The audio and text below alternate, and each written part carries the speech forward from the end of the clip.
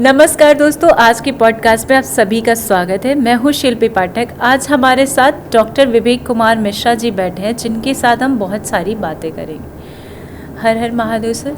नमस्कार। बहुत बहुत स्वागत आपका मेरे पॉडकास्ट में। आपने इतना कीमती समय दिया, उसके लिए बहुत बहुत स्वागत है। Thank you. कैसे हैं आप? मैं ठीक हूँ। सर, आप मुझे अपनी जर्नी के बारे में बताइए कि आपकी जर्नी यहाँ तक की कैसी रही और क्या संघर्ष हुआ लाइफ में। देखिए, मैं एक सेमी अरब बैकग्राउंड से हूँ। ये सौभाग्य है कि मेरे माँ बाप, मेरे नानी नाना, मेरे दादी बाबा सब एजुकेटेड थे, लेकिन सेमी अरब में झूसी में मैं रहता हूँ और मेरी लगभग सारी एजुकेशन प्रयागराज से हुई है जी। अब प्रयागराज, पहले इलाहाबाद से हुई है। इंटरमीडिएट मैंने गवर्नमेंट इंटर कॉलेज, उस समय का रेपुटेड इंटर कॉलेज था, वहाँ से किया है। और उसके बाद मैंने बीएससी में एडमिशन लिया था। मैंने बीएससी कंप्लीट किया। फिर मोतीलाल नेहरू मेडिकल कॉलेज प्रयागराज इलाहाबाद से मैंने एमबीबीएस किया। और उसके बाद मैंने ये प्राइमरी हेल्थ सेंटर जो है को ज्वाइन किया 92 में। और फिर हमने जो है कानपुर से पीडियाट्रिक्स में डिप्लोमा किया, डीसीएच। और मुझे नौकरी करते करते इस समय लगभग 32.5 साल हो चुके हैं। अरे बाप रे। और मैंने एक मेडिकल अफसर एज ए ज्वाइन किया था। इस समय मैं एज ए ज्वाइंट डायरेक्टर हूँ जी। और हमने स्वास्थ्य विभाग को बहुत ही करीब से, अब बहुत दिन से देख रखा है। मेरे कार्यों को देखते हुए 2001 के कुंभ में भी हमने कार्य किया था, 2007 के अर्ध कुंभ में भी कार्य किया था, 2013 के कुंभ में कार्य किया था, 2019 के कुंभ में, अर्ध कुंभ में मैंने सॉलिड वेस्ट मैनेजमेंट को एज ए नोडल कार्य किया था। और जो स्वच्छ भव्य कुंभ था उसमें मेरी भी भूमिका थी। पूरे 3200 हेक्टेयर के एरिया में कहीं भी एक पीस ऑफ पेपर नहीं दिखा था। इसमें मेरा भी कुछ रोल था, क्योंकि सॉलिड वेस्ट मैनेजमेंट मैं ही देख रहा था जी सर। और और इसके लिए मुझे Guinness book of world record से सम्मानित भी किया गया था जी। और अब 25 के कुंभ को मैं देख रहा हूँ। हमारा पद बदल गया है। पहले मैं नोडल था 19 के अर्ध कुंभ में, अब मैं इस समय सब चार्ज के रूप में देख रहा हूँ, यानी नेक्स्ट टू एडी, मतलब नेक्स्ट टू टॉप लेवल। मैं सेकंड टॉप लेवल पे आ रहा हूँ उस समय। और हमने पूरी चिकित्सा व्यवस्था, जिसमें वेक्टर बॉर्न डिजीज़, हमारी अस्पतालों की व्यवस्था, और ये हमारे सम्मिलित हैं, उसमें एम्बुलेंस सम्मिलित हैं।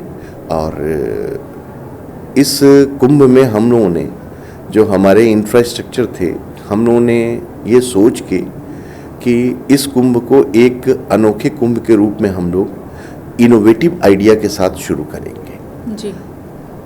अभी तक के कुंभ के इतिहास में पहली बार हम लोगों ने 3 आईसीयू इस कुंभ मेला में क्षेत्र में इस्टेब्लिश किए थे, जिसमें एक आईसीयू हमारा जो 100 बेड का सेंट्रल हॉस्पिटल है, उसमें एक आईसीयू है, जिसको कैंट जनरल हॉस्पिटल जो है, कैंट बोर्ड जनरल हॉस्पिटल चला रहा है। इसमें हमारे डायरेक्टर डॉक्टर सिद्धार्थ पांडे हैं और इज़ वेरी मेहनती, बहुत मेहनती और बहुत ही ज़हीन, बहुत ही जानकार व्यक्ति है। हमारा आईसीयू यहाँ का एआई बेस्ड आईसीयू है। एआई बेस्ड आईसीयू की ये भारत का पहला एआई बेस्ड आईसीयू है जो एक टेम्पररी सेटअप में है। हमारे पास 10 बेड हैं और हमारे इस आईसीयू के 10 बेड में सारे बेड के नाम हमने नदियों के नाम पे रख रखे हैं। गंगा, जमुना, सरस्वती, गोदावरी और नर्मदा, हमारे 10 बेड नदियों के नाम पे हैं। और हर बेड को जो है मल्टी पैरा मॉनिटर के साथ है। हमारे इस आईसीयू में 4 एआई बेस्ड कैमरे लगे हैं। इन एआई बेस्ड कैमरे में जैसे ही हमारा किसी भी मॉनिटर की कोई भी पैरामीटर नॉर्मल से ऊपर या नॉर्मल से नीचे जाता है तो मॉनिटर बीप करने लगता है।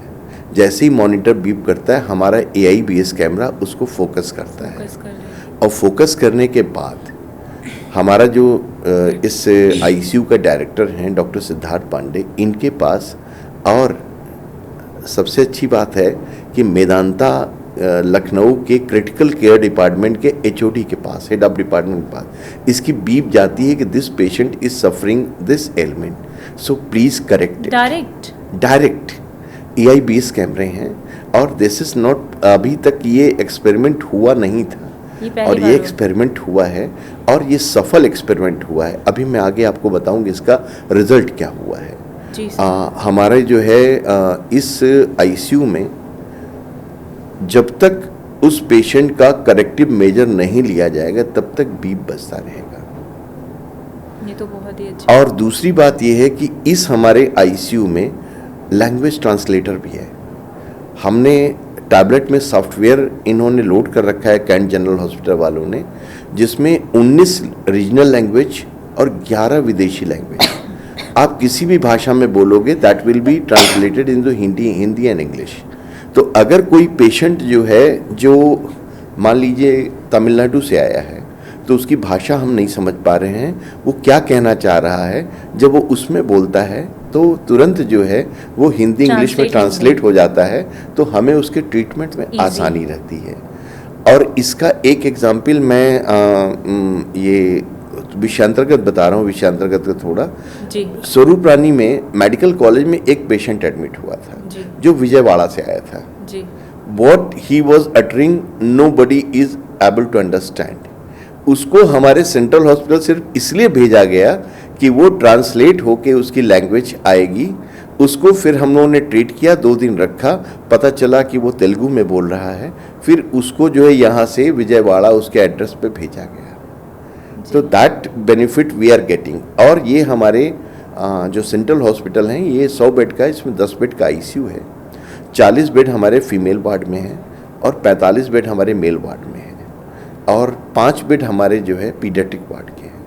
यहाँ पे हमारे पास प्रसव केंद्र भी है जहाँ डिलीवरी होती है, और ECG, एक्सरे, अल्ट्रासाउंड, और हमारे पास 56 तरह की पैथोलॉजिकल जांच फ्री ऑफ कास्ट है यहाँ पर। और सबसे अच्छी बात है कि हमने महाकुंभ के लिए फ्री ऑफ कॉस्ट है, फ्री ऑफ कास्ट है, उसके बाद नहीं फ्री ऑफ कॉस्ट है। और सबसे बड़ी बात यह है कि पर्यावरण का ख्याल रखा गया है, जिस पर्यावरण ख्याल में हमारा जो रिपोर्ट है वो पेपरलेस है। आपके मोबाइल पे जो मोबाइल नंबर आप फीड करेंगे उसमें 2 घंटे में कोई भी आपकी हार्मोनल जांच है, कोई भी जांच है, 2 घंटे में आपके पास रिपोर्ट पहुंच जाएगी। आप उसको सीधे जो है आप डॉक्टर को दिखा के कंसल्ट कर सकते हैं।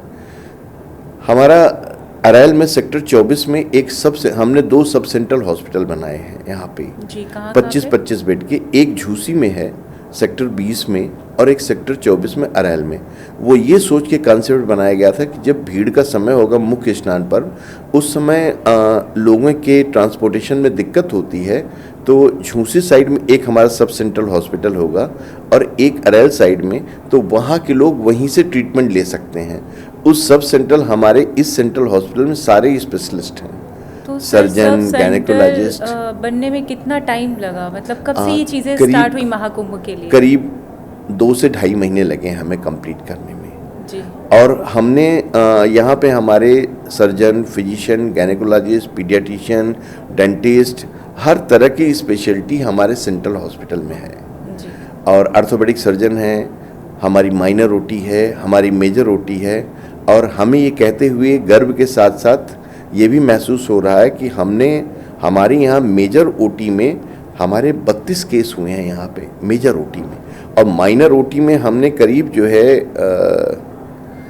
6220 केस हमने यहाँ ट्रीट किए हैं इस माइनर ओटी में जी। और हमारे पास यहाँ पे 23 डिलीवरी पूरे कुंभ मेले के दौरान 23 डिलीवरी हुई हैं और सब स्वस्थ हैं, सब नॉर्मल डिलीवरी हुई है। यहाँ पे हमारे पास साथ में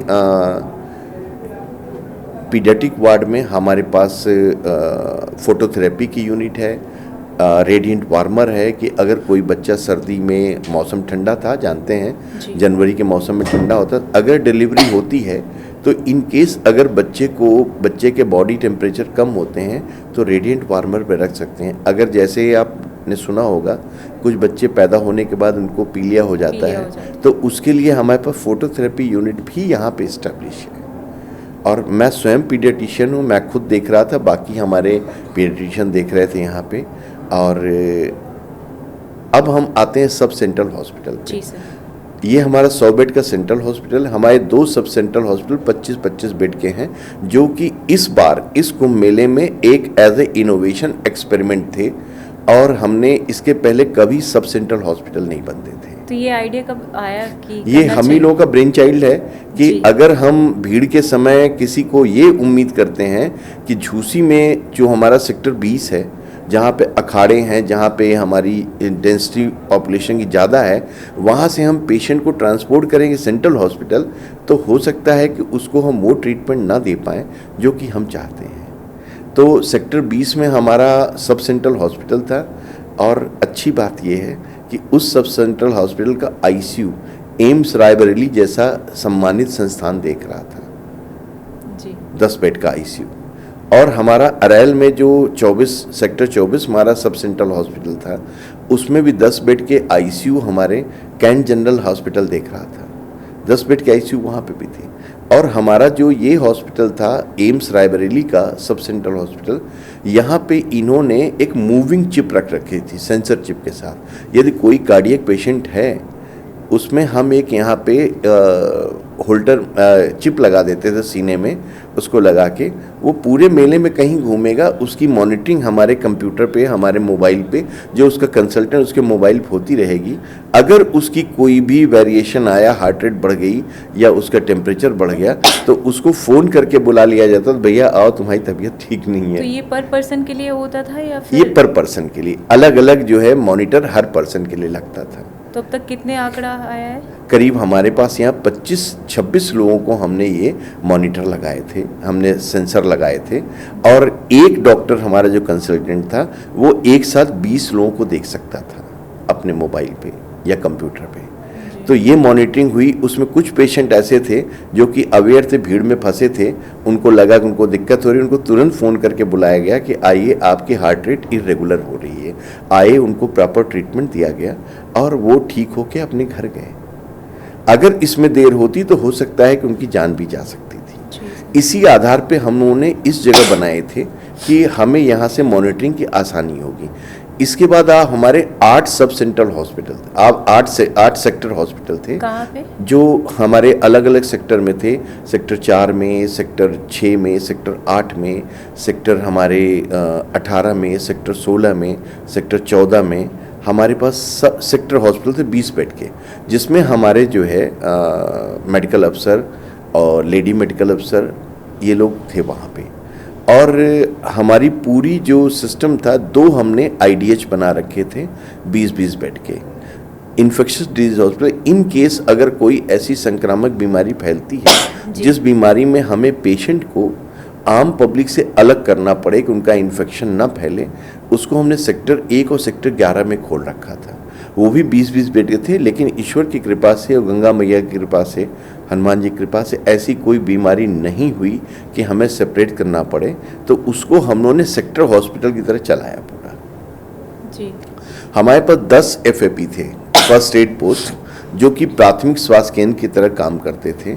वो हमारे स्ट्रेटेजिकल लोकेशन पे हमने उसको रखे थे। जैसे संगम नोज पे एक था, सेक्टर 3 का, तो वहाँ पे उनको OPD और प्लस मेडिसिन और प्लस माइनर, अगर किसी को चोट चपेट लग गई तो पट्टी कर सकते हैं।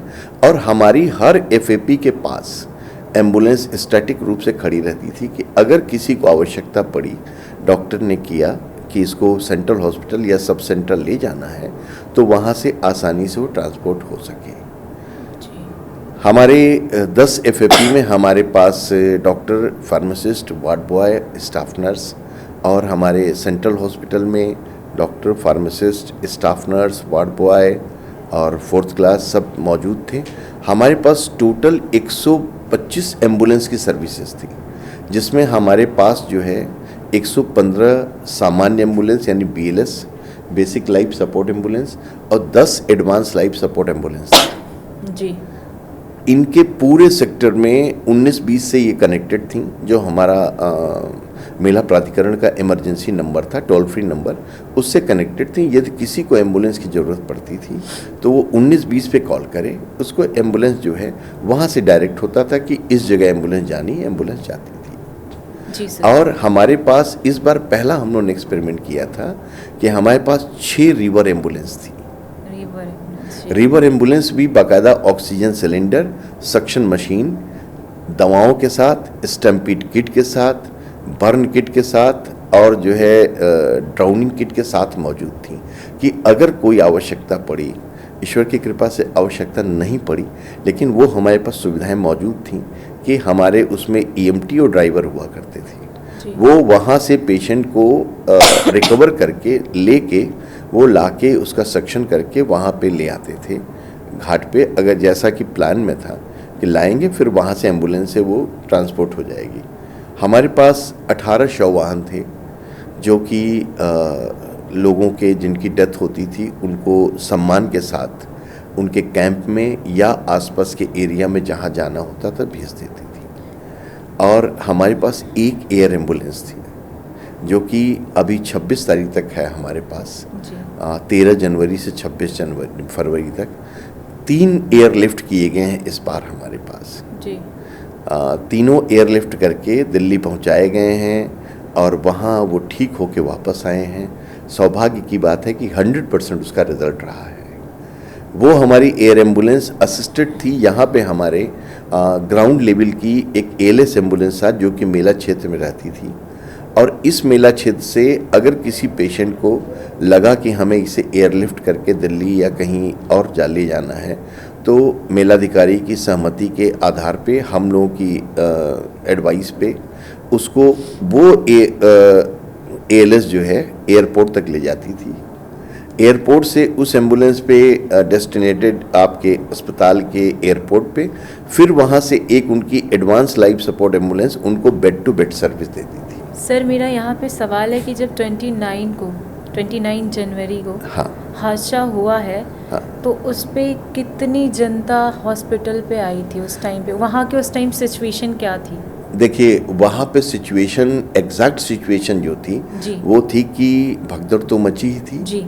और विदिन 30 सेकेंड में हमारी जो स्ट्रेटजिक लोकेशन की एम्बुलेंस थी, चूँकि ऑलरेडी हम लोगों ने जो स्ट्रेटजिक लोकेशन थे वहाँ एम्बुलेंस खड़ी कर दी थी कि आवश्यकता पड़ने पर 30 सेकेंड के अंदर वो एम्बुलेंस वहाँ पहुँची है। और 30 उस 30 सेकेंड के अंदर ट्रैफिक भी था, चूँकि वहाँ पे एम्बुलेंस हमारी खड़ी थी जी। तो 30 सेकेंड के अंदर उसने अपना कार्य शुरू कर दिया और जो पेशेंट ला सकते थे, और करीब 1.5 घंटे तक ये सिलसिला चला है। हमारी एम्बुलेंस भीड़ से चीरती हुई, निकलती हुई बाकायदा अस्पताल आई है। जिनको रिकवर किया जा सकता था उनको रिकवर किया गया, और करीब 70 के आसपास पेशेंट उस दिन हमारे पास आए थे, जिनमें 3 पेशेंट को जो मृतप्राय हो गए थे उन तीनों पेशेंट को CPR देके लगा कि हाँ ये अभी हैं, बच सकते हैं, उनको स्ट्रेचर पे ही CPR देके उनको कार्डियोपल्मोनरी रिससिटेशन देके उनको बचाया गया। और हमें बताते हुए ये खुशी की बात तो है नहीं स्टैम्पेड होना, लेकिन उनकी जान बचाना खुशी की बात है। और हम इस बात को ये कहना चाहेंगे, उसमें एक 32 साल की महिला थी, जिस महिला को जब CPR दिया गया तो समझ में आया कि वो प्रेग्नेंट है, तो वो बची और साथ में उसके बच्चे को भी बचाया जा सका। शी वॉज सो हैप्पी कि सर आपने 2 जानें बचाई जी। और बाकी जो थोड़े मोड़े चोट चपेट आई थी, फ्रैक्चर थे, उनको हम लोगों ने 3 दिन के अंदर उनको डिस्चार्ज कर दिया। जिनकी डेथ हुई उसके लिए हम लोग का अफसोस है, क्यों जो ब्रॉड डेड थे, जो लाए ही गए थे ब्रॉड डेड, उनको हम लोग कुछ नहीं कर सके। उनको हम लोगों ने मेडिकल कॉलेज के लिए भेजा, मार्चुरी के लिए। और अभी तक का ये सिनेरियो है कि अभी तक हमारे इस सेटअप में करीब 6.5 लाख के आसपास OPD हुई है पूरे अस्पतालों में जी। और करीब 13,500 की IPD यानी पेशेंट भर्ती हुई है, और जिसमें हमारी करीब 6.25 लाख पैथोलॉजी टेस्ट हुए हैं, सब फ्री ऑफ कास्ट, कोई चार्जेस नहीं थे? कोई चार्जेस नहीं। और 23 डिलीवरी हुई हमारे यहाँ जी। और हमारे पास जैसा अभी आपको बताया करीब 62,500 माइनर ओटी और 32 मेजर ओटी। एक चीज आपको बताना चाहेंगे कि हमारे आईसीयू जो 3 आईसीयू चले हैं जी। और हमारे यहाँ एक जैसे सेक्टर 8 है, वहाँ पे अमृता हॉस्पिटल आपने सुना होगा, अम्मा जी का जो है अमृता हॉस्पिटल में सेक्टर 8 में हमारे सेक्टर 6 में सेक्टर 6 में हमारे अम्मा हॉस्पिटल ने अपनी एक असिस्टेड यूनिट लगाई है, फ्री ऑफ कास्ट। हमसे 10 बेड लेके उन्होंने लगाई है, फ्री ऑफ कास्ट है। और उनकी तो बड़ी बड़ी मशीनें, उनके वैन जो रेस्क्यू वैन और उनकी जो है मैमोग्राफी तक की जो है एक एम्बुलेंस खड़ी रहती है जिसको मैमोग्राफी कराना है, फ्री ऑफ कास्ट मैमोग्राफी कराए वहाँ पे। तो उन्होंने किया। साथ में यूनाइटेड जो है, यूनाइटेड मेडिकल कॉलेज जो है मेडिसिटी सेक्टर 8 में उनके ईएनटी का एक्सीलेंस सेंटर चला है जी। और सेक्टर 16 में Madhusudan institute of medical sciences ने 10 बेड लेके अपना स्पेशलाइज सिस्टम चलाया। सर शंभुनाथ भी तो उसी में इंक्लूड? नहीं, शंभुनाथ नहीं आया। नहीं आया। और ये करके कोशिश की थी लेकिन किसी कारण से नहीं हो पाया। तो हम लोगों के पास 1668 करीब 1750 आईसीयू में पेशेंट भर्ती हुए हैं और इन आईसीयू पेशेंट में अधिकतर मात्रा हाइपोथर्मिया, अधिकतर संख्या जो जिनका टेम्परेचर एकाएक कम हो गया, जिनको दिल के दौरे पड़े, जिनको सांस की दिक्कत हुई, वो आके भर्ती हुए। और ये कहने में मुझे गर्व महसूस हो रहा है कि टोटल डेथ 1668 करीब 1750 में 6 डेथ टोटल हुई हैं। टोटल डेथ कितनी हुई है? 6। हाँ, जो कि दुनिया के किसी भी आईसीयू से बेहतर सुविधा ये है कि कोई भी आईसीयू इतनी कम डेथ नहीं करता है जितनी कि हमारे यहाँ आईसीयू में हुई है, क्योंकि सारी चीज़ें इंस्टेंट हुई हैं। और इतनी कम डेथ के साथ अगर हम देखें तो ये आईसीयू वर्ल्ड लेवल का आईसीयू मान लिया जाएगा। और इस टेम्पररी व्यवस्था में ऐसी आईसीयू की सुविधा देना, it was beyond comparison, but we did it with the mercy of God and Ganga ji, we did it. और बाकी हमारा रेफर्ड पेशेंट हमारे करीब 9,10,000 पेशेंट हमने डिस्चार्ज किए हैं। कुछ पेशेंट अपनी मर्जी से चले गए हैं और कुछ पेशेंट हमारे रेफर्ड हुए, करीब 250 पेशेंट रेफर्ड हुए हैं, 2,500 पेशेंट रेफर्ड हुए हैं। और करके वी हैव डिड इट। और हम ये चाहते हैं पब्लिक को कि ये पब्लिक देखे कि इस महाकुंभ के नगर में ऐसी सुविधाएं मिली हैं जो कि आम तौर पे हमारे पास विदेश के भी पेशेंट आए हैं, अपने विभिन्न शहरों के पेशेंट आए हैं, जिन्होंने हमारी विजिटर बुक पे लिखा है। इंग्लैंड के पेशेंट आए थे, इजराइल के पेशेंट आए थे, उन्होंने लिखा कि ये हमारा जो सेटअप है that is beyond comparison, beyond any imagination. बोले we are unable to explain, unable to think कि इस ऐसे जगह पे जहाँ की 2 महीने पहले, 3 महीने पहले गंगा जी बहती थी, वहाँ पे इस तरह की सुविधा हम कैसे किसी को प्रोवाइड कर सकते हैं। ये हमारे डिपार्टमेंट का, मेला प्रशासन का, सबका मिला जुला एफर्ट था कि ये इतनी बढ़िया व्यवस्था हम दे पाए। सर महिलाओं और बच्चों के स्वास्थ्य की देखभाल के लिए कुछ अलग व्यवस्था की गई थी? मतलब महिलाओं और बच्चों के लिए? देखिए, बच्चों की देखभाल के लिए हमारे पास पीडियाट्रिक वार्ड थे जी। और हमारे पास टीबी का निक्षय कैंप चला है कि किसी के चेस्ट के इन्फेक्शन हो, हमारे पास हैंडहेल्ड एक्सरे था जिसको कि हम टीबी की जांच कर सके, जिसमें 20 पेशेंट, हम 2000 जांचें हुई जिसमें 20 पेशेंट पॉजिटिव निकले जिनका ट्रीटमेंट चल रहा है। बाकी महिलाओं के पास अगर किसी को खून की कमी है तो उसके लिए हमारे पास गायनेकोलॉजिस्ट थी, उन्होंने पूरा ट्रीटमेंट दिया। एज ए कैंपेन हमने कुछ नहीं चला है इसमें, क्योंकि हमारे पास ओवरलोडेड थे। आप देख रही हैं जितना मैग्नीट्यूड भीड़ का है उतना इट वाज बियॉन्ड वो कि थॉट प्रोसेस आपकी नहीं काम कर सकती इसमें कि 61 करोड़ आज की डेट में हम नहला चुके हैं। तो उसमें से अगर हम करीब 6.5 लाख पेशेंट देख चुके हैं 1.5 महीने के अंदर, तो हमारे टोटल आंकड़ा 6.5 लाख 6.5 लाख का है। वो 2-3 दिन में और बढ़ेगा, it may reach up to 7 lakh. Sir जैसे अभी महाशिवरात्रि 26 को वाइंड अप है, हाँ, तो आने वाले फ्यूचर में जो आ रहे हैं श्रद्धालु, तो उनके लिए ये व्यवस्था रहेगी या फिर वाइंड अप हो जाएगी? देखिए, हम लोग का जो ये सेंट्रल हॉस्पिटल है, जी। इट इज़ लास्ट टू गो।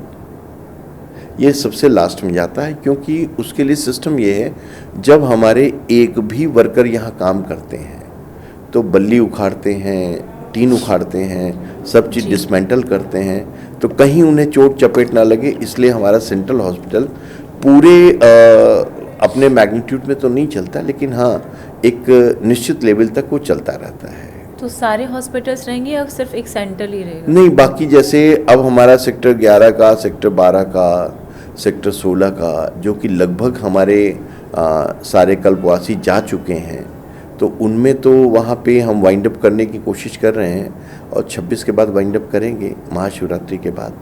जी। और जहाँ पे अभी हमारी ओपीडी हो रही है जी। वहाँ पे, लेकिन 26 तक ही हम लोग का है सिस्टम, 26 तक है, उसके बाद देखेंगे कैसे बढ़ता है। सेंट्रल हॉस्पिटल तो लास्ट तक चलता है, मेरे ख्याल से वो 5-6 मार्च तक चलेगा जहाँ तक है। तो ये महाकुंभ में जितनी सेवा दी गई है वो 24/7 था? 24/7, 24/7, 24/7, 45 डेज नॉन स्टॉप।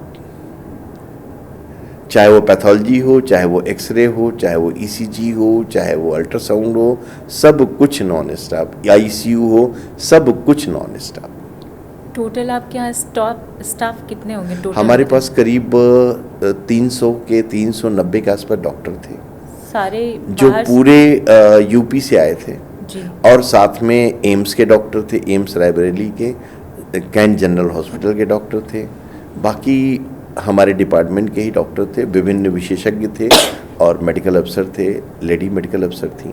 3 लोगों ने पूरा काम किया, पूरे मनोयोग से काम किया, एज ए मिशनरी काम किया, मिशन की तरह। ये पूरी टीम ट्री फैमिली कह सकते हैं। ट्री फैमिली के लिए पूरी जी। मिशन ओरिएंटेड फैमिली कह लीजिए। मेरे पास टाइम बहुत कम है, तो आप अपने महाकुंभ में जो नेक्स्ट महाकुंभ आएगा, कुछ फ्यूचर प्लान्स होगी कि आगे कैसे टेक्नोलॉजी होगी, और इसका क्या एक्सपीरियंस है इस महाकुंभ का, वो अनुभव शेयर करिए। देखिए, हम लोग इसके एक्सपीरियंस पे अगले कुंभ के लिए, अभी तो अर्ध कुंभ आएगा, और बेहतर करने की कोशिश करेंगे कि और बेहतर, तब तक टेक्नोलॉजी भी थोड़ी एडवांस हो जाएगी, और बेहतर टेक्नोलॉजी हम लोग यूज़ करेंगे, और जनता को, पब्लिक को, जो भी आने वाले श्रद्धालु हैं, उनको बेहतर से बेहतर सर्विस देने की कोशिश करेंगे। जी। और अभी का इस बार महाकुंभ का आपका अनुभव क्या है? It's fine, you can say कि we did it, we thought it, we did it. और अपनी सोच से जो हम लोग सोच सकते थे, पार that feeling thought we have done it. जी। और to manage 61 crore population on the health basis, it's really beyond any imagination, and we did it. And thank to God and thank to Ganga ji कि वी डिड इट। और with flying colours, even हमारे CM तक ने कहा कि विधानसभा में कि भगदड़ के समय सबसे पहले एम्बुलेंस पहुंची, अब पूरी उन्होंने कार्य किया, पूरी उन्होंने सारे स्पेशलिस्ट दिए, सब कुछ दिए। तो it is our appreciation by our जो है chief, and thank you for inviting me to express my ideas and all about the health in Kumbh. Thank you so much sir, आपने इतना कीमती समय मुझे दिया, उसके लिए बहुत बहुत धन्यवाद कि आप हमारे पॉडकास्ट में आए, उसके लिए थैंक यू।